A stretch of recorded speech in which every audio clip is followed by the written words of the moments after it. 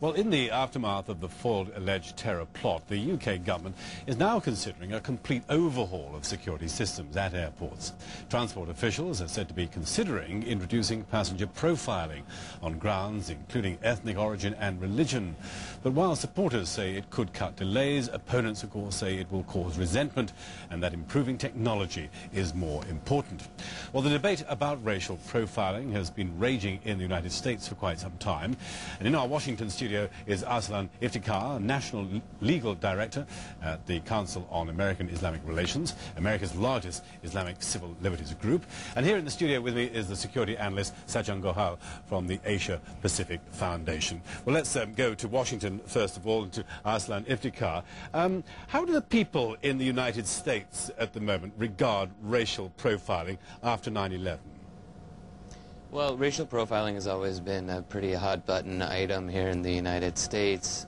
For example, in the 1980s, the adage was driving while black, where young black males who drove nice cars in suburban areas were being routinely pulled over by police officers based on nothing more than the fact that they were black.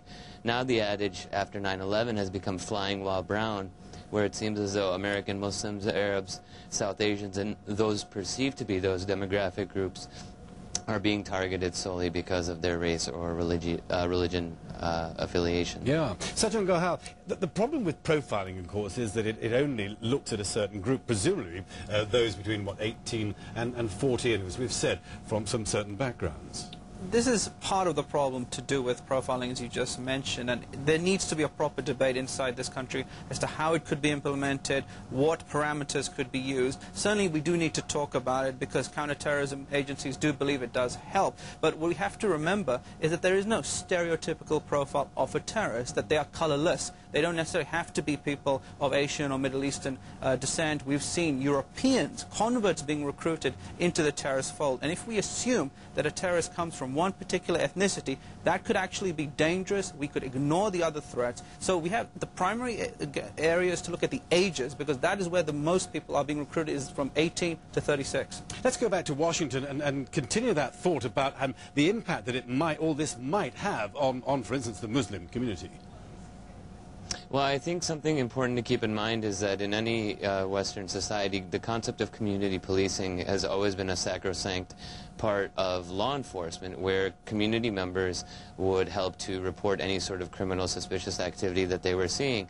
Let's not forget that it was British Muslims who helped phone in tips to help foil this terror plot, as in Canada 2 months ago, where it was a Canadian imam who had actually helped lead to the arrest of the 17 young suspected males. What's important to keep in mind is if you start to racially profile, if you start to judge people not on criminal acts, but solely on skin tone or racial or religious affiliation, that's going to go a really long way in terms of marginalizing an entire demographic group that you need to help, and help recruit in order to help police their societies better.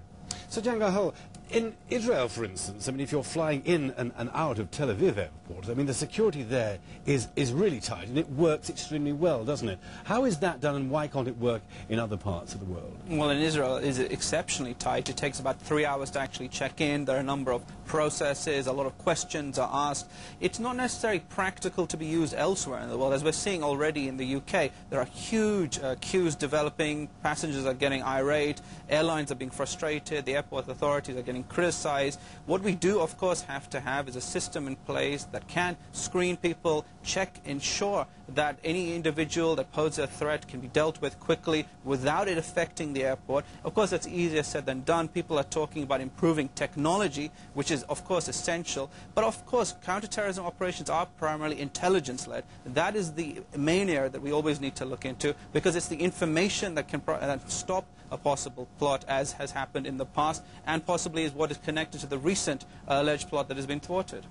And let's go back to Washington once again. And this whole area of profiling, of course, as we're saying during this interview, is going to cause a lot of resentment, surely, isn't it? And especially around that younger Muslim generation. How can they, for instance, do you think, be felt to, at least that they're being listened to as part of a democratic society?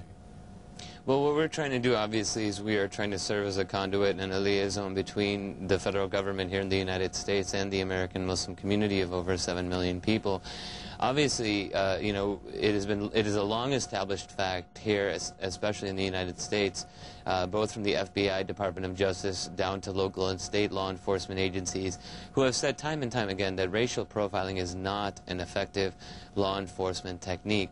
When you're basing something on, you know, racial or religious parameters and not on the criminality of any acts, again, it's commonsensical to believe that that is not going to effectively lead to any sort of arrests or convictions. What we are trying to do is we are trying to let the American Muslim community know, and we're trying to let our United States government know as well, is that American Muslims are as invested in helping to protect the national security of our borders as any other demographic group.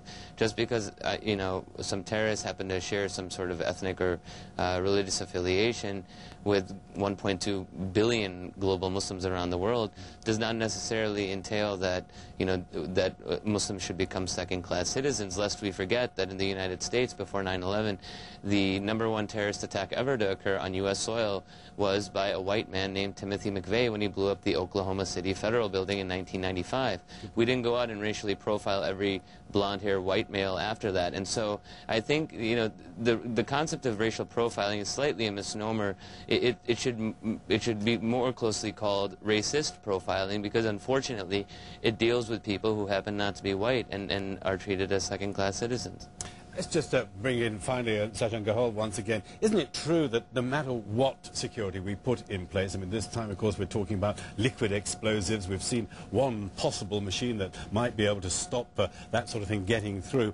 But terrorists will always, won't they, find a way of getting around all these measures? As we improve our technology, our intelligence, the terrorists themselves will always try and work ways out to try and counter that. They will improve their own methods and techniques. They will even try to recruit people that could fit in to a certain situation which won't necessarily be monitored. And of course, profiling, look, it's a question of also semantics, because monitoring goes on already in certain tube stations and train stations, like at Waterloo, when people are coming in from France on the Eurotunnel on immigration purposes. We know that countries like Pakistan have introduced the religious identity in passports, and that's caused a controversy. In Malaysia, for example, if you're a Muslim, you don't need a visa to go there. So these have already been implemented before. There have been problems. We need to continue the discussion, have an effective system in place which is intelligence-led, but also sometimes we have to keep in mind that profiles are important. Sajjan Gahal and Arsalan Iftikhar, many thanks both of you for joining us on this News Extra.